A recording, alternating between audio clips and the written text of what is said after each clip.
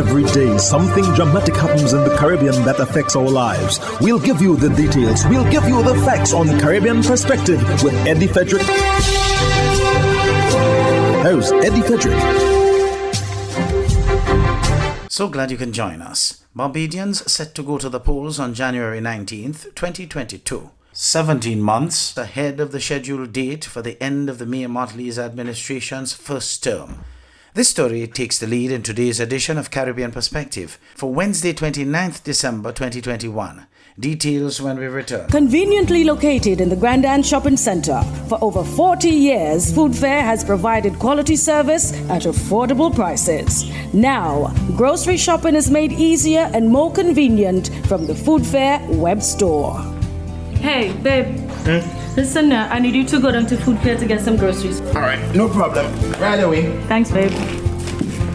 What are you doing? You're supposed to be going Food Fair to get a grocery, man. I am, but didn't you know you can order your groceries online from the Food Fair web store? Are you serious? Of course. All you have to do is just to log on to www.foodfair.gd with credit card in hand, and with an order of $100 or more, Food Fair Grand Anse will deliver up to 3 miles away. And you don't even have to worry about your information, you know. Their safety measures are excellent. So hold on. You just order online and Food Fair will deliver to you? Yep. Oh, baby, better hurry up and order, man. I already did. They should be here any minute now.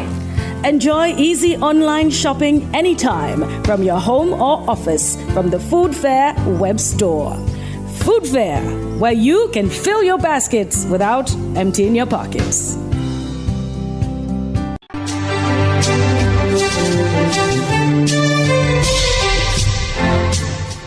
Welcome back.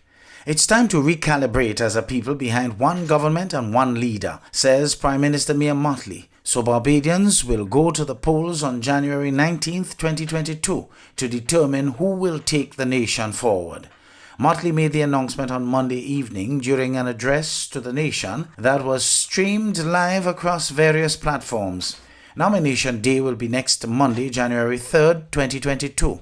This election comes a mere 3 years and 8 months into the Barbados Labour Party term, after winning all 30 seats in May of 2018. The Prime Minister said she visited President Dame Sandra Mason earlier in the day to start the process.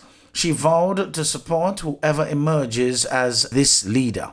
Earlier, Mottley said she had taken a look at Barbados and was not happy with some of what she was seeing.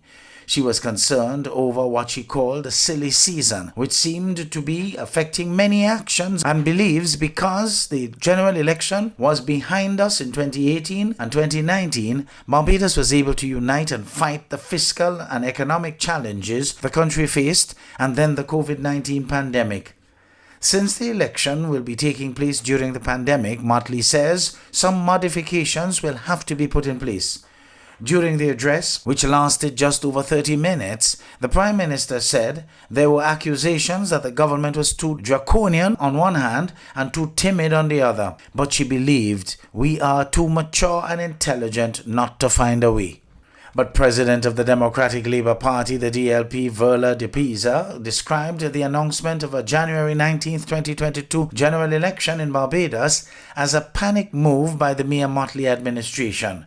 Responding to the news, which came via an address that was streamed live on Monday evening, De Pisa said, "It is clear that the government of the day has succumbed to feelings of panic, and that the nation's first call, which is its people's safety, has been set aside to pursue selfish ends which expose our people to greater harm and possible death."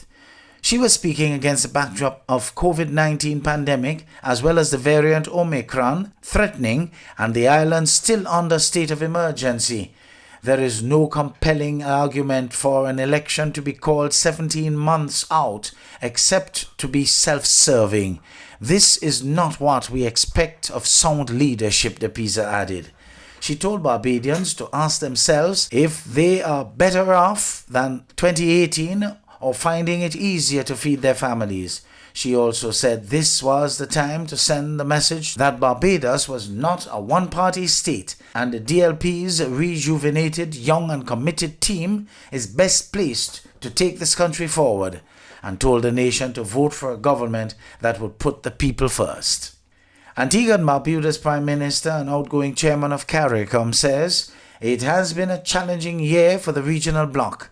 More in this ABS News report. The Prime Minister, who has been chairman since July under the 6-month rotation of regional heads, used his end-of-the-year statement to recount the challenges and strides for the 15-member community. Prime Minister Brown recounted the immense challenges which have tested the mettle of the regional integration project in 2021. The CARICOM chairman empathized with the plight of the only French-speaking member state, Haiti, following what he called the abhorrent and reprehensible killing of its president, Jovenel Moïse.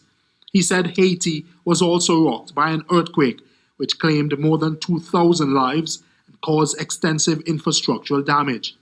Another major natural disaster occurred with the eruption of the La Soufrière volcano on St. Vincent and the Grenadines. Prime Minister Brown also outlined the strides made in the region's response to the COVID-19 pandemic, such as the sharing of highly appreciated donated vaccines from the government of India. He also highlighted the persistence of heads of government, which eventually secured supplies from the United States, and the engagement of the African Medical Supplies Platform for vaccines at discounted costs. The outgoing chairman also noted the past year saw the strengthening of diplomatic relations with Africa at the historic first ever CARICOM Africa Summit. It has also been a landmark year for the regional bloc as Dr. Carla Barnett, a national of Belize, became the first woman to become the Secretary General of CARICOM. Prime Minister Brown also highlighted the contributions of stalwarts Celeste Bryant-Byrd and Sir James Mitchell, whom the region lost in the past year. He credited both regional icons with moving the integration process of CARICOM forward. Terry Andrew, ABS News.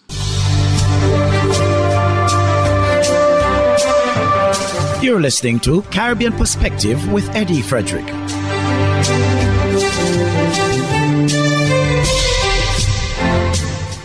Minister with responsibility for St. Lucia's Citizenship by Investment program, Dr. Ernest Hilaire, was moved to revoke the citizenship of a Nigerian businessman facing multiple fraud and money laundering charges in that country. Riani Isidore of NBC Prime reports. A Nigerian businessman and holder of a St. Lucian citizenship was flagged by the island's Citizenship by Investment program, CIP, after he was arrested on multiple fraud and money laundering charges back in July. A criminal investigation led by Nigeria's Economic and Financial Crimes Commission zeroed in on Boniface Odenigbo and his alleged co-conspirator after authorities there received, quote, credible intelligence about their alleged involvement in romance scams, business email compromise, benefit scams, credit card fraud, and money laundering, end quote. That's according to multiple Nigerian news sources. It is unclear when St. Lucia's CIP board approved Boniface Odenigbo's application. The accused fraudster would have had to shell out about US $100,000 to acquire his St. Lucian citizenship certificate. 5 months after his July arrest, St. Lucia CIP publicly disclosed their action against Odenigbo in the December 14th issue of the Gazette. Quote, the grant of citizenship to Boniface Odenigbo is revoked, as in the opinion of the minister, Boniface has committed an act which may bring St. Lucia into disrepute, end quote. Nigerian news sources say authorities also seized costly jewelry and at least 4 exotic cars during a raid on a Lagos nightclub reportedly owned by Boniface and another partner. St. Lucia CIP is touted for its rigorous due diligence practices. However, CIP skeptics worry so-called undesirables use the cash for passports business to dodge taxes and even evade justice in their home countries. Rihani Isidore, NBC Prime. Still on St. Lucia, the St. Kitts and Nevis government dished out up to $35 million in bonuses to its public servants, and in Grenada, the government there promised an appreciation payout. And in time for the holiday shopping season, the Barbados government offered a VAT-free shopping day to its citizens. Deputy Prime Minister Dr. Ernest Hilaire is pointing to multi-million-dollar borrowing during the former UWP administration, further compounded by the economic downturn caused by the COVID pandemic, for restricting the government's ability to offer end-of-year incentives. Riani Isidore of NBC Prime has more. This year, at least 2 OECS governments have offered bonuses to public servants in time for the holidays.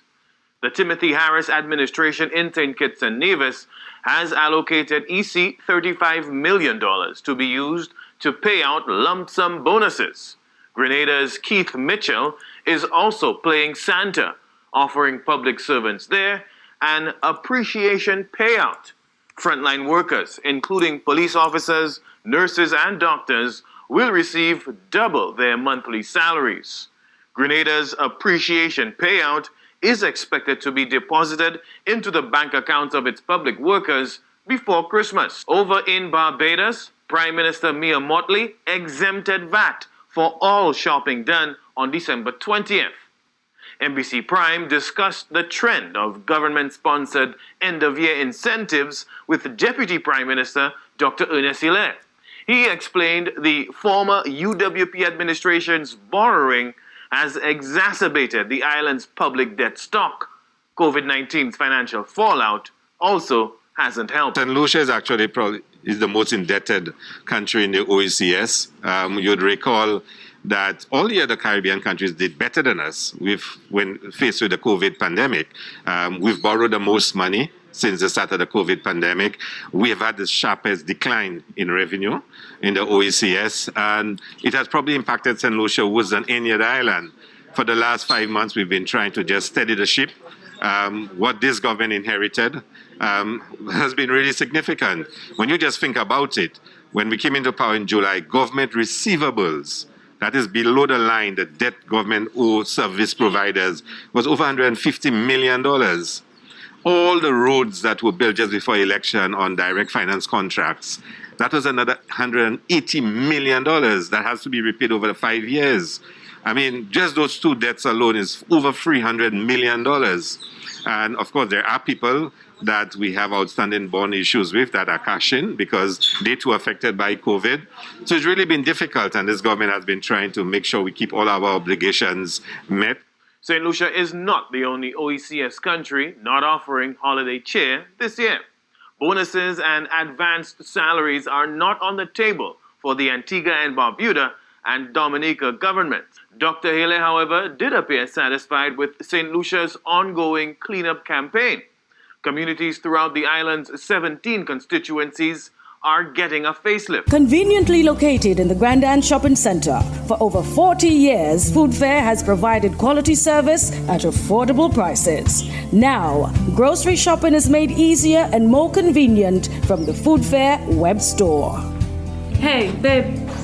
Listen, I need you to go down to Food Fair to get some groceries. All right, no problem. Right away. Thanks, babe. What are you doing? You're supposed to be going Food Fair to get a grocery, man. I am, but didn't you know you can order your groceries online from the Food Fair web store? Are you serious? Of course. All you have to do is just to log on to www.foodfair.gd with credit card in hand, and with an order of $100 or more, Food Fair Granaries will deliver up to 3 miles away. And you don't even have to worry about your information, you know. Their safety measures are excellent. So hold on. You just order online and Food Fair will deliver to you? Yep. Oh, baby, better hurry up and order, man. I already did. They should be here any minute now. Enjoy easy online shopping anytime from your home or office from the Food Fair web store. Food Fair, where you can fill your baskets without emptying your pockets.